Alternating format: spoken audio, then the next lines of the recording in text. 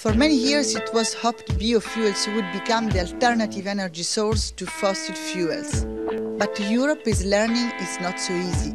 How to reduce the CO2 emissions that biofuels themselves produce, what targets to set for EU countries, and which biofuels to invest in. We got some civic organizations with special interest in biofuels to pose some questions to Parliament's rapporteur on the issue, Torvalds. So, Mr. Torvalds, our first questions come from Friends of the Earth, Europe. Evidence points to EU biofuels policy increasing competition for land and driving land grabs, especially in Africa and Southeast Asia. In some cases, communities face violence and lose their livelihoods. Mr. Torvalds, how do you respond to these failings? Well, the question of land use in third world countries is a very real one. But we can't actually solve all those problems. We have a provision in the ILUC file for granting the rights for the population, just to keep the big companies out from grabbing land, because land grabbing is of course a very serious thing, and it will probably be more serious also in the future. But from the European Parliament, we can't decide what everybody else is going to do in the world. So we have to take care of those questions for which we are responsible. Because it's also a multilateral problem. Some companies doesn't listen to us because they are outside our jurisdiction. So even if we know the problem, we can't always address the problems. Let's go to the second question directly. This is European Environmental Bureau. Because of indirect land use change emissions, some biofuels, like biodiesel, that are currently subsidized under EU legislation, are not delivering greenhouse gas emission savings in comparison with the fossil fuels they are meant to replace. Bearing in mind that the Fuel Quality Directive and the Renewable Energy Directive were both established to mitigate climate change, how does your report address this fundamental problem? Just for people to understand. Yes. So in fact, the problem is that with biofuels there were some myths, let's say, that today we accepted were not realistic, like biofuels were really were really ecological friendly. In the reality, they produce sometimes more CO2 gases than other fossil fuels. Is it like that? Can you explain that a little bit?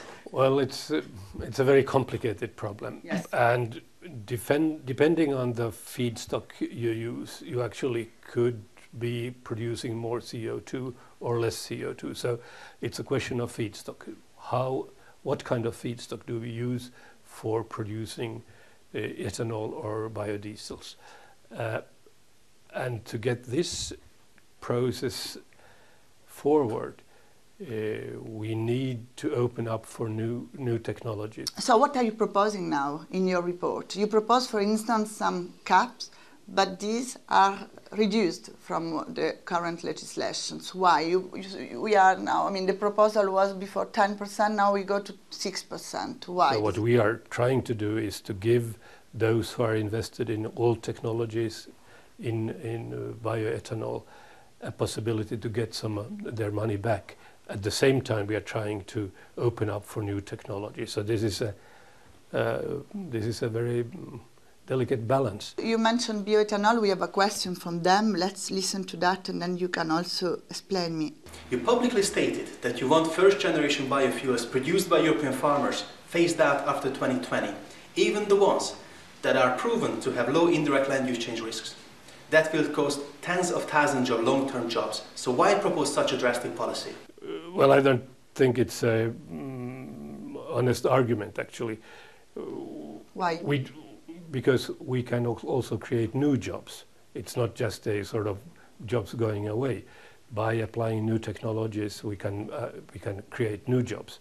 So again, we have to find a balance. I go to my last question, which comes from a sector, biodiesel, who received until now a lot of money, because we have to remember that this sector has been financing a lot by European money. So let's listen to that. How do you plan safeguarding the current investment done in the European biodiesel industry?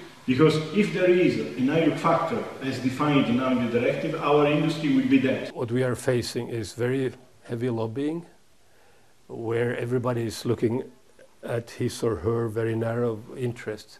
And my point is not to go where the lobbyists want me to go. My job is to get a decent law through the European Parliament. How much is the financing of biofuels today in Europe? I have no idea. 10 billions? Because that's again mostly state money, so member state money. It's very sure that we won't be able to get a decent market just by financing through state aid. Therefore, my proposition was that we should find for the future a blending mandate so that we create a real market for biodiesel. So do you still think there is a huge potential from these biofuels? First of all, I think we actually have a technological breakthrough. We have more possibilities to mitigate CO2 than ever before. And at the same time, we have a very serious problem concerning fossil fuels in Europe, because most of the fossil fuels coming to Europe is coming from Russia. Thank you very much. Good luck. Thank you. I'm going to need that.